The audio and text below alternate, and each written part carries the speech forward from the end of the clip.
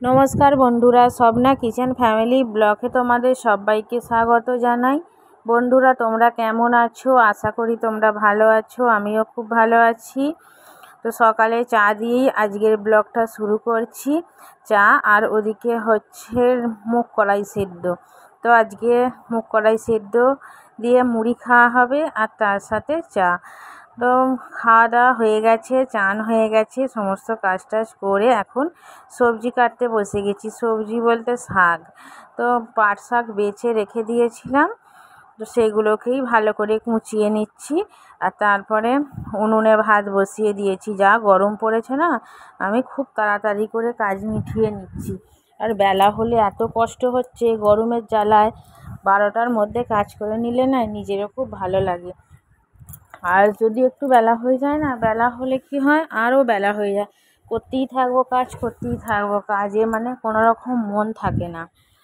তো ওদিকে আমার ভাতও হয়ে গেছে, আর এখানে আগে পাঁপড় ভাজা করে নিচ্ছি, তারপরে তরকারি বসাবো। তো তেলটা বেশি করেই দিলাম, পাঁপড়গুলো আগে ভেজে নিচ্ছি। ভেজে নেওয়া হয়ে গেলে তারপরে সবজি বসাবো। তা না হলে কি হবে, আবার দুটো কড়া করতে হবে। তা না হলে তরকারি হয়ে গেলে সে কড়া মেজে তারপর আবার পাঁপড়গুলো ভাজতে হয়। তো সেই জন্যই আমি আগে পাঁপড়গুলোকে ভেজে তুলে নিচ্ছি। তো আজকে সেই রকমভাবে কিছু রান্না করব না, একদম সিম্পলভাবে রান্না করব, সেই জন্যই আগে পাঁপড় ভাজাটা করে নিচ্ছি। আর এখানে দেখো রান্না বসিয়ে দিয়েছি দুদিকে, খুব তাড়াতাড়ি করেই রান্না করছি। আর কেন তাড়াতাড়ি করে রান্না করছি তোমরা সেটাও জানতে পারবে। আজকে রান্না করছি এঁচোড়ের তরকারি। তো একদিকে এঁচোড়ের তরকারিটা আমার হয়ে গেছে। আর কি কি করেছি দেখো, ডাঁটা, আলু, বেগুন, বড়ি দিয়ে তরকারি হয়েছে। মিঠাইয়ের জন্য একটু মুসুর ডাল সিদ্ধ করেছি, আর করেছি টমেটোমের চাটনি আর পাঁপড় ভাজা। তো খাওয়া দাওয়া হয়ে গিয়ে একটুখানি রেস্ট নিয়েছিলাম। এখন বাজে 4:30। তো মিঠাই বায়না ধরলো যে দিদুনের সঙ্গে দিদুন বাড়ি যাবে। তো জানি না কতক্ষণ কি থাকবে, সেটা তো আমার মানে ধারণা নেই। কান্নাকাটি করবে কি না তাও জানি না। তো এখন মনের সুখে ইচ্ছে মতন আমি ওকে সাজিয়ে দিচ্ছি। কি জানি রাত্রিরে কি করবে, মনে হয় আনতে যেতে হবে কি, তাও কোনো ঠিক নেই। হাতে চুড়ি, তারপরে গলার হার, এসবগুলো পরিয়ে দিয়েছি। আর দেখো তোমাদের দাদাভাই বলছে তোকে দিদুন বাড়ি যেতে হবে না, মানু তোমাকে দিদুন বাড়ি যেতে হবে না। ওই জন্যই ও রেগে যাচ্ছে আর রেগে গিয়ে কাঁদছে। আর দেখো গালে হাত দিয়ে আরও কাঁদছে কেন, ওর মুখটা একটুখানি দাঁত মতো হয়েছে, তো ও মলম দেবে না, ওই মলম দেবে না বলি এক হাত টিপে ধরে আছে আর কান্নাকাটি করছে। আর ব্যাগটা কিন্তু ও সাথে নিয়েছে। কেন নিয়েছে জানো তো, ওর দাদুন ওকে ওই ব্যাগটায় পয়সা দেবে। তো এক্ষুনি থেকে পয়সা দিয়ে দিয়ে যা করেছে না, আর অনেকগুলো চুড়ি আছে। তো যখন যেটা দেখতে পাচ্ছি কিনে নিচ্ছি। কোনো সময় হয়তো ও নেই, আমি একা গেলাম কিনে নিচ্ছি। তো তো চুড়িগুলো বড় হচ্ছে দেখছি, আর হাতে খুলে খুলে নিচ্ছি। যেগুলো ওর হাতে ঠিকঠাকভাবে হচ্ছে সেগুলোকেই পরিয়ে দিয়ে তো মিঠাইকে রেডি করে দিলাম। আর দেখতে পাচ্ছ খুব একটা বেলা হয়নি, এখনও রোদ্দুর রোদ্দুর ভাব আছে। তো মিঠাই ওর দিদুনের সাথে যাচ্ছে দিদুন বাড়িতে, এই যে বেরিয়ে পড়লো। আমারও এখন মনটা খারাপ খারাপ লাগছে যে জানি না কতক্ষণ কি থাকবে। স্বাগত দেখো ও দাঁড়িয়ে আছে, বোন চলে যাচ্ছে, তো ওর মনটা খারাপ। ও বলছে আমি যাবো। আমি বলছি না, তোমাদের দুজনকে যেতে হবে না, দুজনে গেলে তুমি দিদুনকে একেবারে জ্বালিয়ে খাবে।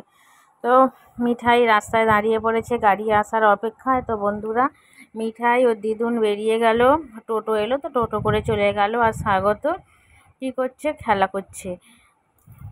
আর আমি এখানে একটা মানে অনেকগুলো শাড়ি ছিল, তো শাড়িগুলো একটা জায়গার মধ্যে রেখে দিয়েছিলাম, সে জড়ো হয়ে পড়েই আছে।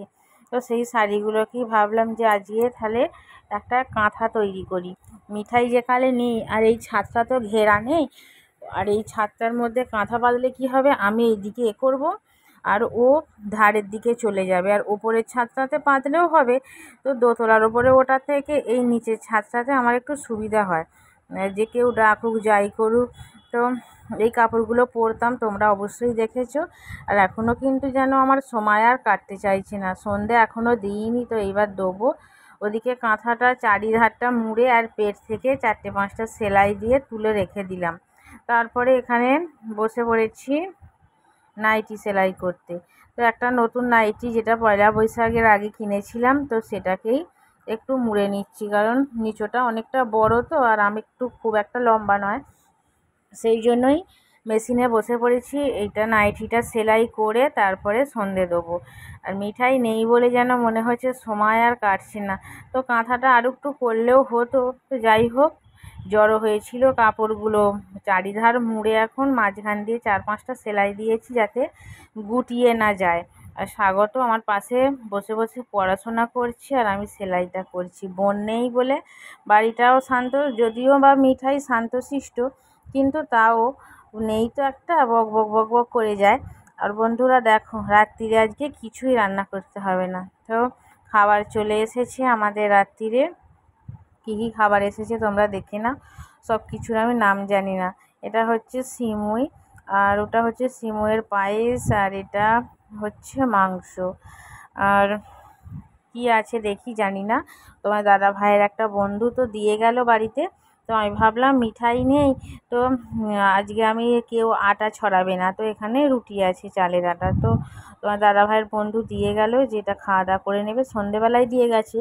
তো আমাকে আর আটা মাখতে হলো না, মিঠাই আজকে ছড়াবে না বলেই আমার খাবার চলে এসেছে। আর কি আছে আমি কিন্তু একে একে বের করছি। আর এখানে রয়েছে ডিম সিদ্ধ। তো এইগুলোই আজকে আমাদের রাত্রিরে 3 জনের ঠিকঠাকভাবেই হয়ে যাবে, না হলে তো মুড়ি আছে। বন্ধুরা, ব্লগটা এখানেই শেষ করছি। প্রথম থেকে শেষ পর্যন্ত দেখার জন্য ধন্যবাদ।